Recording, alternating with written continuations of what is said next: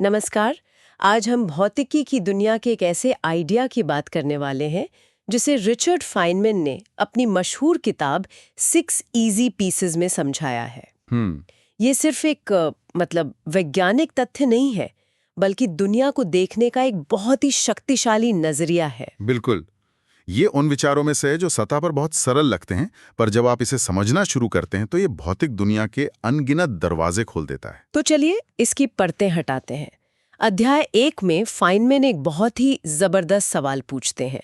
वो कहते हैं, सोचिए कि सारी वैज्ञानिक जानकारी नष्ट हो गई है और अगली पीढ़ी तक सिर्फ एक वाक्य पहुंचाना है। हाँ। तो वो कौन सा वाक्य होगा जिसमें कम से कम शब्दों में सबसे ज्यादा जानकारी हो? और उनका जवाब ही एक तरह से विज्ञान की नींव है।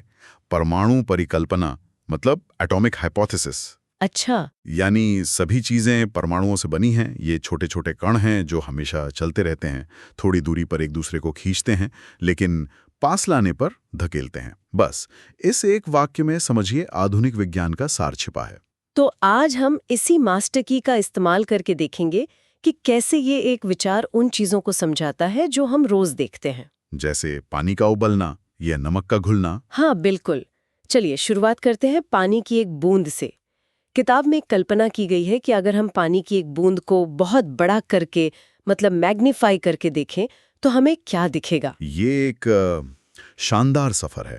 जैसे ही हम जूम इन करना शुरू करते हैं, पानी की वो शांत सतह एक हलचल भरे ब्रह्मांड में बदल जाती है। तो सबसे पहले क्या दिखता है? पहले शायद पैरामीशियम जैसे छोटे जीव दिखेंगे, और जूम करने पर पानी धुंधला दिखने लगता है। ऐसा लगता है जैसे हर चीज बस कांप रही है। और अगर हम उसे और भी ज्यादा, मान लीजिए 1 अरब गुना बड़ा कर दें, तब आखिरकार हम असल किरदारों से मिलेंगे। पानी के अणु यानी मॉलिक्यूल्स। हर मॉलिक्यूल में ऑक्सीजन का एक बड़ा परमाणु और उसके दोनों तरफ मिकी माउस के कानों की तरह हाइड्रोजन के 2 छोटे परमाणु। और वो स्थिर नहीं होते होंगे, है ना? बिल्कुल नहीं। यही सबसे जरूरी बात है। वे लगातार कांप रहे हैं, घूम रहे हैं, एक दूसरे से टकरा रहे हैं। ये एक कभी न खत्म होने वाला ऊर्जा से भरा हुआ डांस है। ठीक है, तो ये तो हुई पानी की बात, लेकिन ये आइडिया तो पदार्थ की सभी अवस्थाओं पर लागू होता होगा। गैस, तरल और ठोस। हाँ बिल्कुल। चलिए हवा से शुरू करते हैं। परमाणु स्तर पर हवा में मौजूद अणु, मतलब ज्यादातर नाइट्रोजन और ऑक्सीजन, एक दूसरे से बहुत दूर होते हैं। इसीलिए वो हमें महसूस नहीं होती। सही। वो इतनी तेजी से घूमते हैं और इतने दूर दूर होते हैं कि हमें पता ही नहीं चलता। लेकिन अगर मैं एक गुब्बारे में हवा भरूं तो वो फूल जाता है। अगर अणु इतने दूर हैं तो वो गुब्बारे को धकेलते कैसे हैं? क्योंकि वे रुकते नहीं हैं। वो अणु लगातार हर सेकंड में अरबों बार गुब्बारे की भीतरी रबर की सतह से टकरा रहे हैं।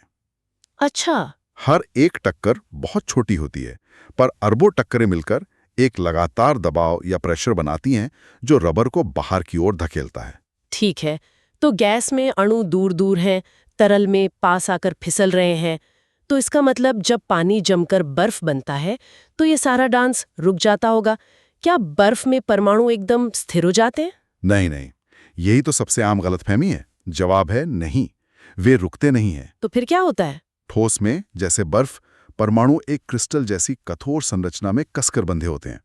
वो आजाद नहीं घूम सकते, लेकिन वे अपनी जगह पर लगातार कंपन करते रहते हैं, वाइब्रेट करते रहते हैं। 1 मिनट, मतलब ये मेज जिस पे मेरा हाथ रखा है, जो मुझे बिल्कुल ठोस और शांत महसूस हो रही है, वो असल में परमाणु स्तर पर कांप रही है? बिल्कुल। वो मेज अरबों खरबों परमाणुओं का एक विशाल वाइब्रेट करता हुआ झुंड है। वे सभी अपनी अपनी जगह पर तेजी से कांप रहे हैं। कमाल है। वो कहीं जा नहीं सकते, इसीलिए चीज ठोस रहती है, पर वो शांत कभी नहीं होते। और इसी अदृश्य गति का नाम ही ऊष्मा या गर्मी है। तो इसका मतलब है कि तापमान बस इन परमाणुओं की गति का एक स्पीडोमीटर है। जब हम किसी चीज को गर्म करते हैं तो हम असल में उसके परमाणुओं को और तेज नचा रहे होते हैं। आपने इसे बिल्कुल सही पकड़ा। जब हम बर्फ के टुकड़े को गर्म करते हैं तो हम उसके पानी के अणुओं को ऊर्जा देते हैं, जिससे उनका कंपन तेज होता जाता है। आखिरकार वे इतनी जोर से कांपने लगते हैं कि वे अपनी तय जगहों से आजाद हो जाते हैं और एक दूसरे पर फिसलना शुरू कर देते हैं। इसी पल को हम पिघलना कहते हैं। और जब पानी उबलता है तब तो हम उन्हें इतनी जोर से धक्का दे रहे हैं कि वे अपने पड़ोसियों को छोड़कर भागी जाते हैं। बिल्कुल सही है। आपने इसे बहुत अच्छे से समझाया।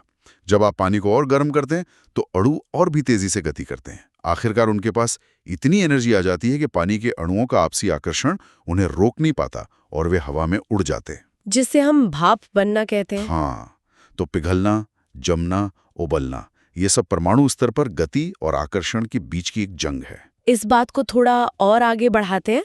रोज की एक और प्रक्रिया है इवेपोरेशन, यानी भाप बनना। बारिश के बाद जमीन का पानी धीरे धीरे गायब हो जाता है। उसे तो किसी ने उबाला नहीं, फिर भी पानी हवा में चला गया। ये कैसे होता है? ये समझने के लिए हमें फिर से पानी की सतह पर जूम इन करना होगा।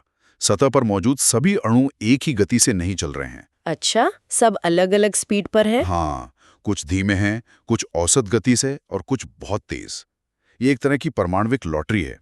कभी कभी सतह पर मौजूद किसी अणु के पास इतनी ज्यादा ऊर्जा आ जाती है कि वो अपने पड़ोसियों का आकर्षण तोड़कर हवा में उड़ जाता है। तो ये एक एक करके होता है? जी, अणु दर अणु। एक मिनट, ये सुनने में थोड़ा अजीब लगा। आप कह रहे हैं कि जब मैं अपने गरम सूप पर फूंक मारती हूँ तो मैं असल में जानबूझकर सबसे गर्म अणुओं को उड़ा रही हूँ। मुझे तो हमेशा लगता था कि मेरी सांस ठंडी होती है, इसलिए वो सूप को ठंडा करती है। ये एक शानदार सवाल है। आपकी सांस सूप से ठंडी हो सकती है, लेकिन उसका मुख्य काम कुछ और है। सूप की सतह के ठीक ऊपर की हवा में पहले से ही बहुत सारे पानी के अणु यानी भाप तैर रहे होते हैं। एक तरह का ट्रैफिक जाम होता है। जब आप फूंक मारते हैं तो आप उस भाप से भरी हवा को वहां से हटा देते हैं। अच्छा, तो मैं एक तरह से ट्रैफिक क्लियर कर रही हूँ। हाँ, बिल्कुल। आप सतह के ठीक ऊपर एक खाली हाईवे बना देती हैं। इससे सूप के अंदर के जो सबसे ज्यादा ऊर्जा वाले यानी सबसे गर्म अणु हैं, उन्हें बाहर निकलने का रास्ता मिल जाता है। और क्योंकि सबसे गर्म अणु चले गए तो पीछे बचे हुए अणुओं की औसत ऊर्जा कम हो जाती है, यानी सूप ठंडा हो जाता है। इसीलिए भाप बनने से हमेशा ठंडक पैदा होती है। सही बात है। असि यहाँ आने पर भी तो यही होता है। बिल्कुल वही सिद्धांत है। ये तो कमाल है। मतलब अगली बार जब सड़कें सूखेंगी तो मैं उसे सिर्फ पानी का सूखना नहीं, बल्कि अरबों अणुओं का एक एक करके आजाद होना देखूंगी। ये तो पूरा नजरिया ही बदल देता है। लेकिन अगर पानी एक बंद बोतल में हो तब क्या होता है? तब भी अणु भाप बनते हैं, लेकिन वो कहीं जा नहीं सकते। वे बोतल की दीवारों से टकराकर वापस पानी में लौट आते हैं। एक समय ऐसा आता है जब जितने अणु सतह छोड़कर भाप बन रहे होते हैं, ठीक उतने ही अणु वापस पानी में लौट रहे होते हैं। इसे ही संतुलन कहते हैं। हाँ, इक्विलिब्रियम। बाहर से देखने पर लगता है कि कुछ नहीं हो रहा, पानी का स्तर वही है, लेकिन परमाणु स्तर पर एक जबरदस्त और गतिशील प्रक्रिया लगातार चल रही है। इसने मुझे एक और चीज के बारे में सोचने पर मजबूर कर दिया। अगर अणु ऊर्जा खोकर वापस तरल बन सकते हैं, तो क्या यही वजह है कि सुबह घास पर ओस की बूंदें मिलती हैं? बिल्कुल। रात में जब हवा ठंडी होती है तो हवा में मौजूद पानी के अणु मतलब भाप अपनी ऊर्जा खो देते हैं। उनकी गति धीमी हो जाती है और वो घास जैसी ठंडी सतह से टकराते हैं। हाँ, और वहां वे एक दूसरे से चिपक कर वापस तरल पानी की बूंदें बन जाते हैं। इसे हम संघनन या कंडेंसेशन कहते हैं। ये पूरा जलचक्र परमाणु स्तर पर अणुओं का ऊर्जा पाना और खोना ही है। ठीक है, अब एक और रोजमर्रा का जादू, नमक का पानी में घुलना। हम 1 चम्मच नमक पानी में डालते हैं, हिलाते हैं और वो गायब हो जाता है। परमाणु स्तर पर वहां क्या चल रहा है? वो भी एक वैसी ही गतिशील प्रक्रिया है। नमक का क्रिस्टल असल में सोडियम और क्लोराइड आयनों का एक बहुत ही व्यवस्थित ढांचा है। और पानी के अणु, जैसा हमने पहले बात की थी, वो मिकी माउस जैसे दिखते हैं। हाँ, और वे थोड़े ध्रुवीय यानी पोलर होते हैं। मतलब पानी के अणु छोटे छोटे चुंबकों की तरह काम करते हैं। एकदम सही। उनके सिरों पर हल्का पॉजिटिव और नेगेटिव चार्ज होता है। जब ये नन्हे चुंबक नमक के क्रिस्टल के पास जाते हैं तो वे नमक के आयनों को अपनी ओर खींचते हैं। अच्छा। वे आयनों को चारों तरफ से घेर लेते हैं और उन्हें क्रिस्टल की दीवार से उखाड़कर अपने साथ ले जाते हैं। तो ये एक तरफा हमला है, पानी के अणु क्रिस्टल को तोड़ रहे हैं? नहीं, और यहीं पर बात दिलचस्प हो जाती है। ये एक तरफा नहीं है। ठीक उसी समय पानी में जो आयन पहले से घूम रहे हैं, उनमें से कुछ वापस क्रिस्टल की सतह से टकराकर उससे जुड़ भी रहे होते हैं। तो यहाँ भी दो तरफा ट्रैफिक है, आयनों का क्रिस्टल छोड़ना और आयनों का वापस क्रिस्टल से जुड़ना। बिल्कुल। तो ये भी एक संतुलन का खेल है। अगर मैं और नमक डालती रहूं तो एक समय आता है जब वो घुलना बंद हो जाता है। ऐसा क्यों? ऐसा इसलिए होता है क्योंकि पानी में आयनों की भीड़ बहुत ज्यादा हो जाती है।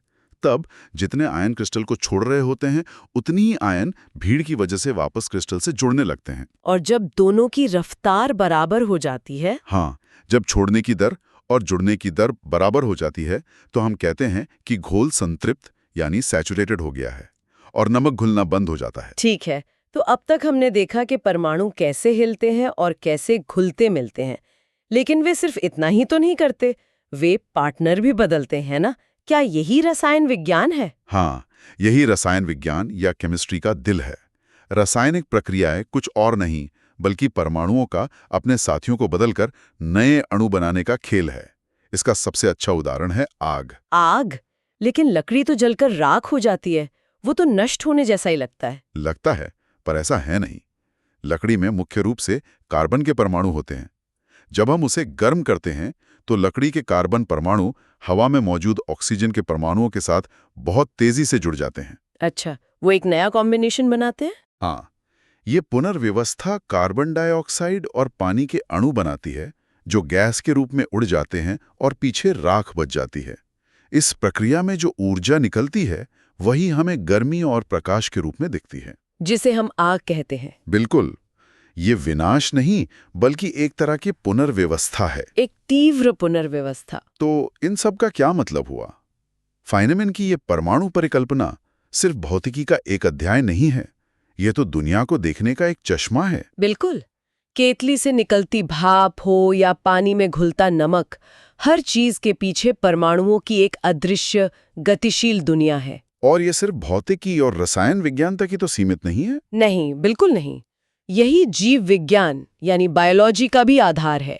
प्रोटीन, डीएनए, ये सब क्या है? ये कार्बन, हाइड्रोजन, ऑक्सीजन और कुछ अन्य परमाणुओं की अविश्वसनीय रूप से जटिल और सटीक व्यवस्थाएं हैं।